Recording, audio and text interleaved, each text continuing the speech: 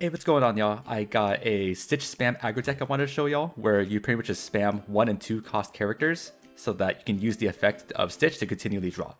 So here's the deck list. We got 4 Pascals, 4 Olafs, 4 Stitch the New Dog, 4 Maleficents biding her time, 4 Magic Brooms, 4 Minnie Mouse, 4 Yzmas, 2 Dr. Faciliers, 4 Lanterns, 4 Be Our Guest, 4 Maleficent Sorceress, 4 Friends on the Other Side, 4 Mickey Mouse, Wayward Sorcerer, 4 Hades, Lord of the Underworld, 2 Jafars, and 4 Stitch the Rockstar. Next, let's take a look onto how to play this deck. So mulliganing with this deck is kind of interesting because there's so many options that you have. Like you could go for a Stitch Rockstar early by shifting 4. You could also try to collect pieces for the Mickey Mouse, Wayward Sorcerer, and Broom. You can try to go for a lot of smaller characters, maybe like more ramp or draw power. So general rule of thumb is that you don't want the Jafar and the Hades. That's kind of easy to mulligan away. More often than not, you also want to mulligan away the Stitch Rockstar unless you have a very definitive plan to try to get it out early. Otherwise, it gets stuck in your hand. Another thing with these cards, the draw powers, is that if you have too many of them, they do kind of clog. So kind of pick and choose and see what you can maybe pull off, but maybe like 1 or 2 of these, the draw powers or searching, you should be okay. So like let's mulligan this one away, for example. And with Lantern and the other smaller characters, you do have a pretty good combo with that. So let's take a look into how we can do that. So one good opening combo that you have is 2 inks, a Lantern, and 2 1 cost. What you do is ink, and you play Pascal. Next turn, you would end up inking the other card, play the Lantern, then use the Lantern or exert it so that you can play your other 1 cost. Then, if this happens to be a Pascal, then what you can do is actually quest for free because you have another character, so now Pascal is evasive. This combo still works if you have like a Stitch and an Olaf, for example, but this works ideally when you have a Pascal first.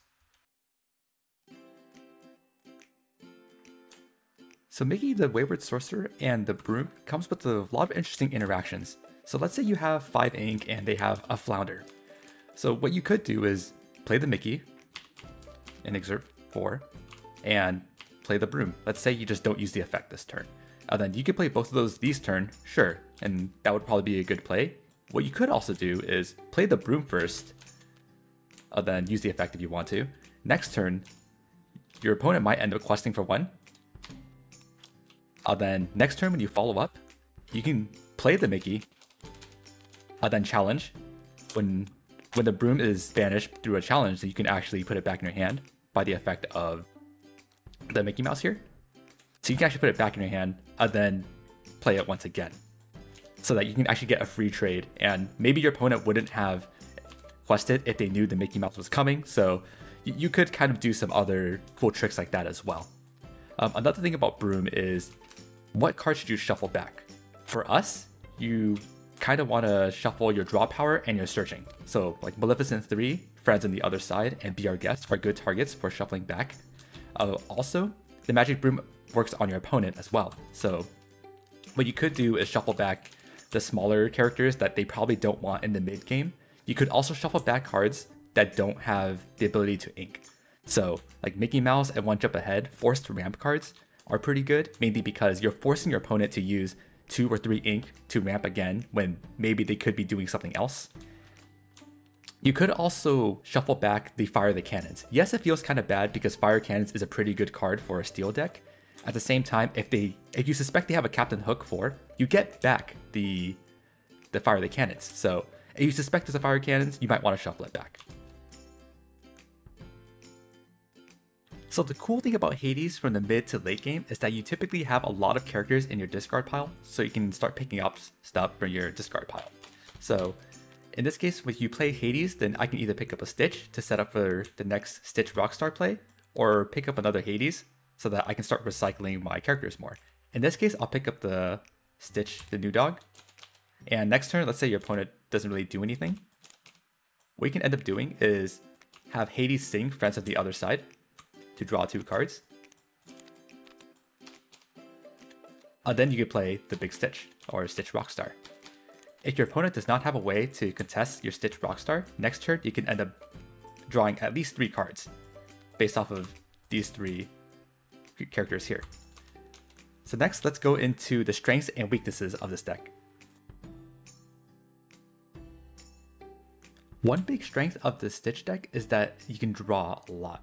So what you can do with the Stitch is that you can draw it as long as you have the 1 and 2 cost characters. You can also draw a lot with friends on the other side, and you can draw with Maleficent the Sorceress.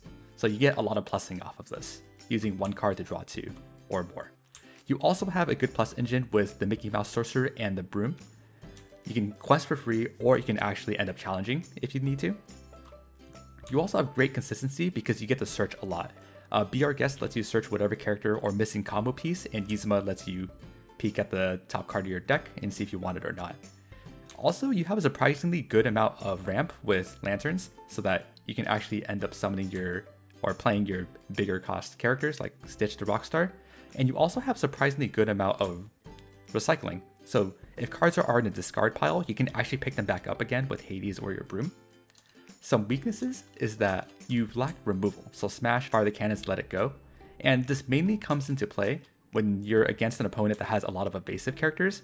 The only way you can really contest your opponent's evasives is with Pascal, but Pascal's not really meant for challenging. These kind of they're just a quest, so you're going to have a lot of issues getting rid of evasive characters.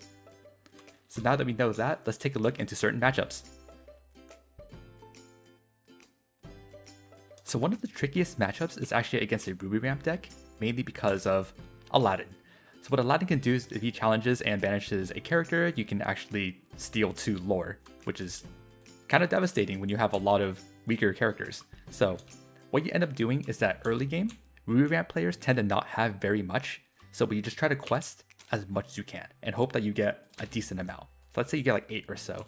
By the time your opponent does get their Aladdin out, what you would ideally do is play as many characters as you can and hope that you can actually get enough characters so that you get, in this case, 12 more lore and quest all at once. So that's kind of how it ends up playing out against Aladdin, mainly because he's going to constantly steal, or you can try to quest more than he can steal, and that's kind of the annoying part about it. Also, there's a lot of evasives that you can't really deal with. Like Pascal's the only thing you can do, but even then, it would take like 4 Pascals to trade with Goofy. It's not going to happen, right? That's also part of the reasons why I do run 2 Jafars. Ideally, those would be like Dr. Facilier's, so that I can draw more with Stitch, but I realized that Jafar can actually challenge Aladdin and actually just end up trading with them. So that's a great trade for me, since Aladdin is kind of the bane of your existence. Another matchup will probably be the Mirror. So another Stitch Flood player or Stitch spam player. Mainly, it's whoever pulls off Stitch and a major plussing engine first. So it is kind of aggressive as well, but it's kind of straightforward. Nothing too tricky, and you just kind of end up playing the game. For a steel deck, like Fire the Cannon, Smash, Captain Hooks, so this is where the game tends to get a little grindier, mainly because you as the Stitch player are typically the aggressive one. You want to pull off your combo, you want to draw. They're trying to stop you as much as they can. They have Let It Go, Smash, Fire the Cannons. They're trying to hit you with all you got. So this is where the Mickey Mouse, the Broom, this is where cycling through the Hades kind of comes into play, where it's a really slow game. You're just trying to grind them out a little bit, and then hopefully you grind them down enough where they can't really stop your Stitch combo anymore. So this is where truly the draw power, the plussing, and the searching really comes into play in these slower, longer games, especially against steel players. So one ratio I mentioned earlier in the video in the deck list was for a Minnie Mouse, 2 Dr. Facilier's, and 2 Jafars. The main reason I run for Minnie Mouse is because of Stitch the Rockstar. When you end up exerting characters, whether to quest or for Stitch, when someone challenges Minnie Mouse, she at least deals 2 damage back, while Dr. Facilier does nothing back. And the reason I run Jafars is because of the Aladdin from the Ruby Ramp deck. I also tried running Hades 8, the King of the Olympus, at one point, but it didn't really work out. He's not inkable. He doesn't do all that much. Like, yes, you run a lot of Maleficence. Yes, he can pull off some pretty fun plays. I think Hades is a fun card, but I don't think it's really worth it. for the consistency of this deck, but you can definitely try it out. I would encourage you. I really hope it would work. Another card I don't run is Hey Hey and LeFou. Hey Hey isn't that bad. I would probably try it myself, but I think like another card that I ended up opting in is the Olaf. It's just a little bit tankier with the 3 health instead of the 1. Yes, you can support and get the damage increase, but it's kind of hard press. I could see myself running it someday, but not right now. LeFou, kind of similar thing. It's great for the questing, but he's a little too weak for my likings, especially for a 2 cost. It's not exactly worth it for me. Since I have Maleficent 1, the one that quests for 2, then that kind of takes care of that for me. Another thing I don't run is healing, so like Dingle Hopper and healing low. You don't really run too much healing, mainly because you can recycle your cards pretty easily, you can draw a lot, so it's okay if your characters end up going to the discard pile. It's perfectly fine. You have Hades to bring them back, and you draw a lot anyway, so it's okay if your characters end up going to the discard pile. You can draw them back anyway. So this is the Stitch Spam Aggro deck. It does take a little time to get used to, but it's really fun once you get the Adoring Fans effect going. So I hope you enjoy it as much as I do. Until then, have a nice life. Lates!